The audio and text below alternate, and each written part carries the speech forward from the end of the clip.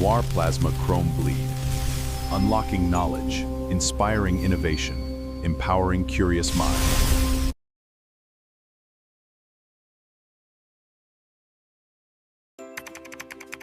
This website makes learning so easy. I found all my resources here.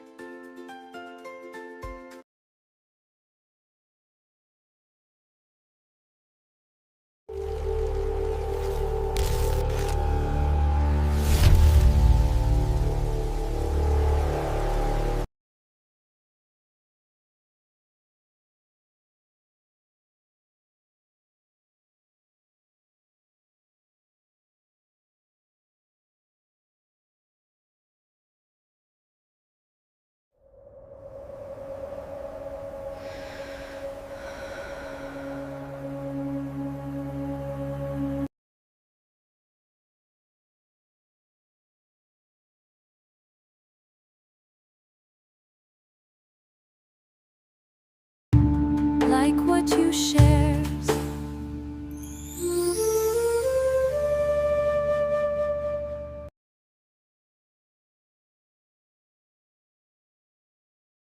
Through pressure and solvents, the oil is extracted. Then, a 5-stage purge ensures its clarity, leaving behind power. Welcome to This Explainer. Today, we're uncovering the absolutely fascinating, highly engineered journey of commercial oilseeds.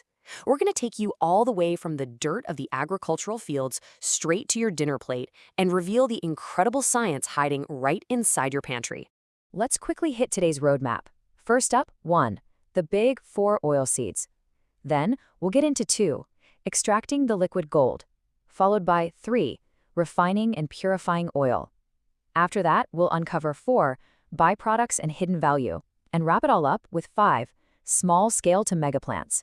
Section 1, the big 4 oilseeds, agronomy and cultivation dynamics. We actually begin our journey in the soil of central India, places like the Malwa Plateau. This region serves as a real agronomic benchmark for cultivating the biological fat factories that literally drive our global edible oil economy. What's super interesting here is how each of these 4 major crops demands incredibly precise, site-specific nutrient balances just to hit their maximum genetic yield potentials. Take soybeans, for example. They need deep vertisols and rhizobium bacteria to fix nitrogen. Mustard, on the other hand, absolutely loves cool October soils and can even tolerate moderate salinity. Then you have groundnuts, which need loose soil and heavy doses of calcium, while sunflowers require very specific micronutrient applications.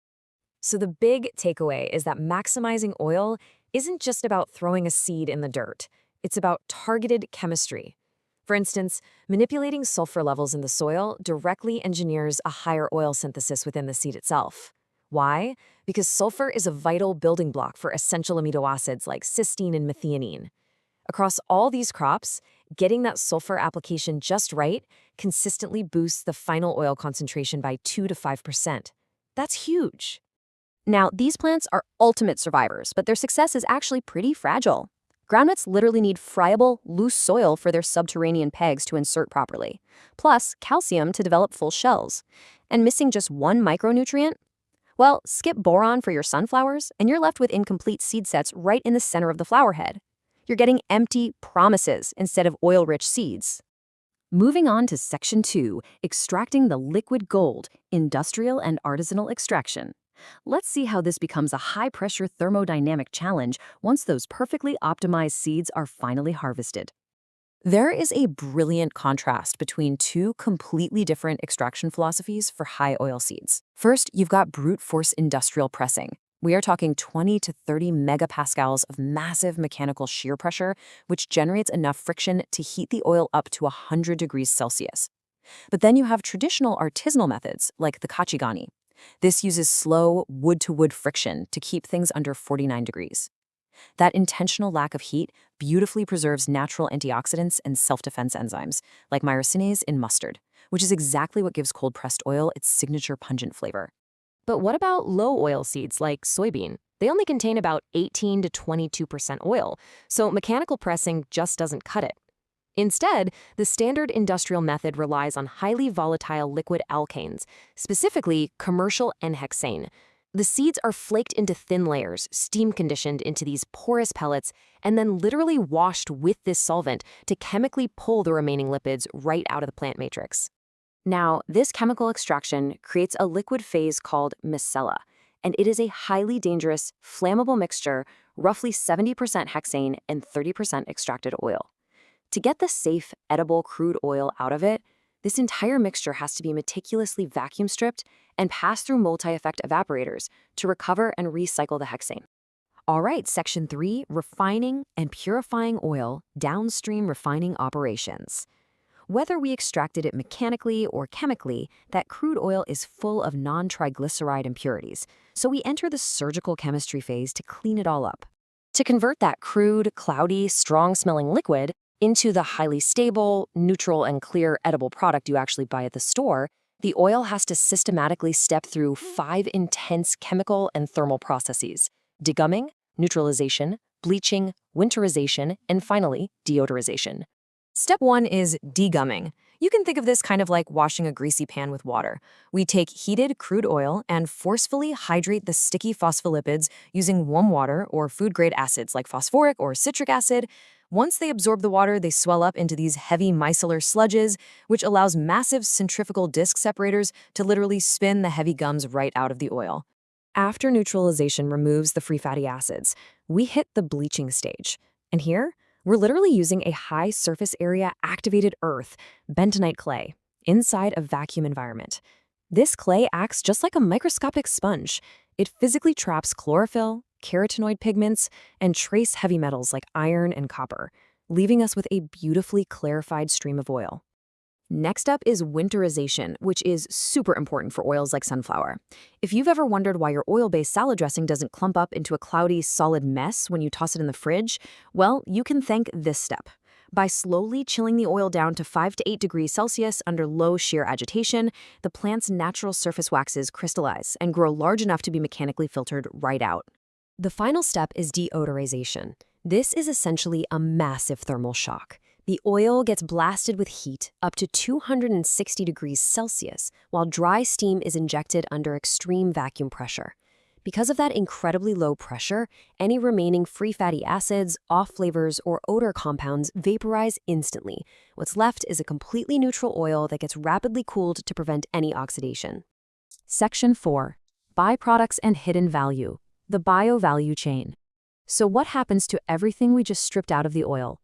Well, what's truly astonishing here is that the leftovers from all these processes actually form a multi-billion-dollar cornerstone of global industry. After extracting the oil, the remaining solid matrix, which is called de-oiled cake or DOC, is an absolutely massive secondary bioproduct.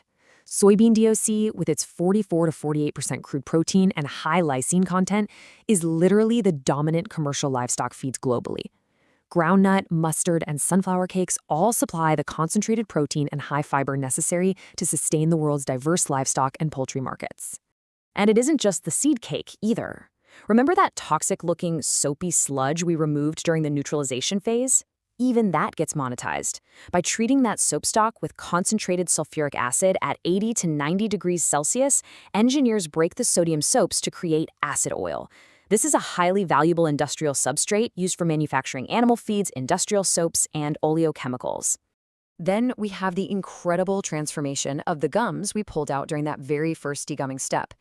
That wet gum sludge is dried into unrefined fluid soy lecithin. But by washing it with cold acetone, the entrained neutral oils just dissolve away, while the valuable phospholipids remain insoluble. This rockets the purity metric, the acetone insolubles, from roughly 60% all the way up to 98%.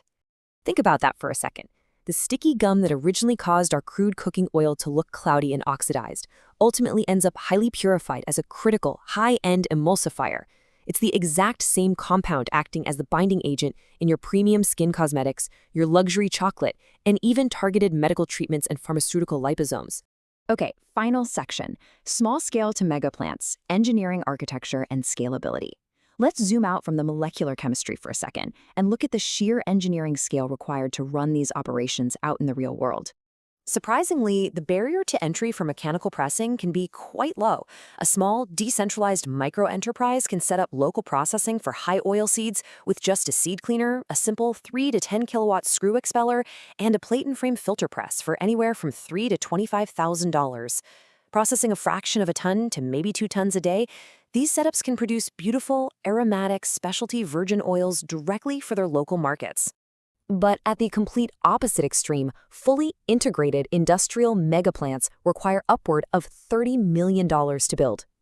These colossal facilities feature highly automated control systems, massive continuous extraction units, and strict explosion-proof zoning because of that highly flammable hexane vapor. All of this architecture is absolutely necessary just to safely process a staggering 5,000 tons of low oil seeds every single day. From the precise, site-specific application of soil nutrients in central India, to the volatile chemistry of explosive hexane extraction, and the surgical purification of high-end byproducts, I really hope this explainer leaves you marveling at the hidden science sitting inside your pantry.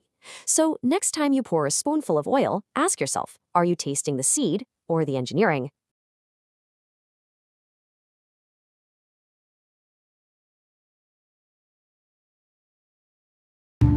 Like what you share.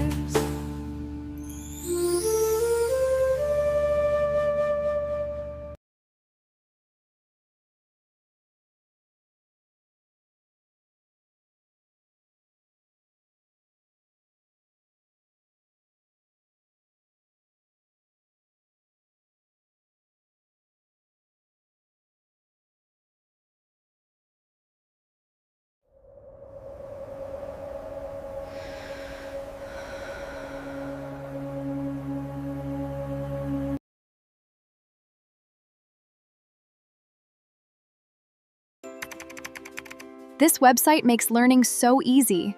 I found all my resources here.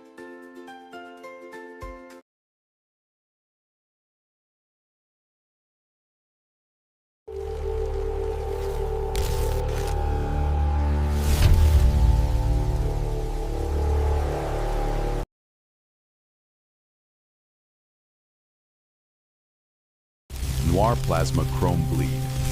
Unlocking knowledge, inspiring innovation, empowering curious minds.